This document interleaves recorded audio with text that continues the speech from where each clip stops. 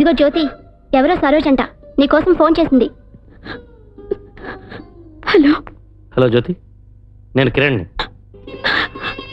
ఒకవైపు నుంచి మాట్లాడుకో, నేను చెప్పేది జాగ్రత్తగా వేరు. కిరణ్ చెప్పు. రేపు ఉదయం మన ఊళ్ళో ఉన్న అమ్మవారి గుడి దగ్గరకు వచ్చేసి అక్కడ మనం పెళ్లి చేసుకుందాం. Thank you so much. వస్తాను. అమ్మని అన్నయ్యని కాదని దొంగతనంగా వచ్చి పెళ్లి చేసుకోవటానికి ఎంత ధైర్యం కావాలి.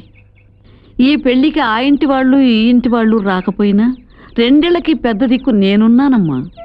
మా పెళ్లి మూలంగా రెండు కుటుంబాల మధ్య పగలు పెరిగిపోతాయేమో. కాదమ్మా, మీ ఇద్దరి మధ్య మూడు ముళ్ళ బంధం పడేది 7 అడుగులు నడవటానికి కాదమ్మా, ఈ రెండు కుటుంబాల మధ్య ఉన్న దూరం తరగటానికి. అవును జ్యోతి, పెళ్లి జరగకుండా అడ్డుపడగలరు కానీ పెళ్లి జరిగిపోయాక ఏం చేయగలరు?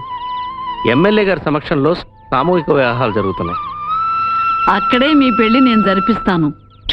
పిచ్చి పిల్లల్లా ఆశీర్వదించాలా? అవునండి, గుడి దగ్గర జరుగుతున్న సామూహిక వివాహాల్లో మీ చెల్లెలు కిరణ్ పెళ్లి చేసుకోబోతున్నారు.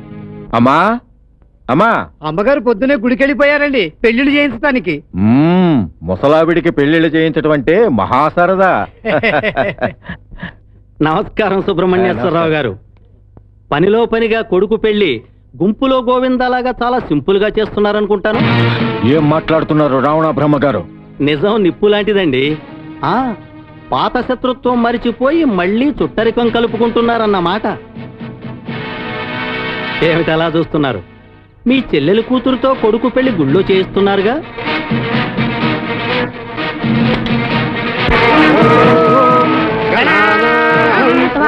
గణపతిగం నమామహే కవిం కవీనాముపమస్త్రవస్త్రమం జ్యేష్ఠరాజం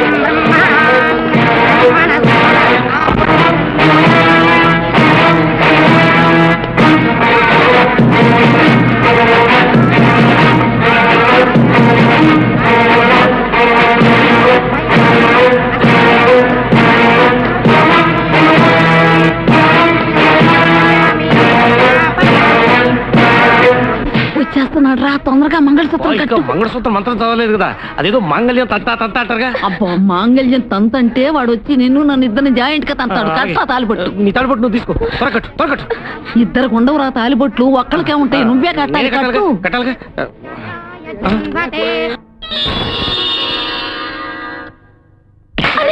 ఎంత ధైర్యం నీకు? చంపడానికి మీకు ధైర్యం ఉంటే చావడానికి నాకు ధైర్యం ఉంది. ఈ పక్క నుంచి కొడితే గాయమే అవుతుంది, ఆ పక్క నుంచి కాల్చండి, ప్రాణాలే పోతాయి. అతను నీ ప్రాణం తీయడురా, నేను తీస్తాను. తీయదలుచుకుంటే మా ఇద్దరు ప్రాణాలు తీయండి.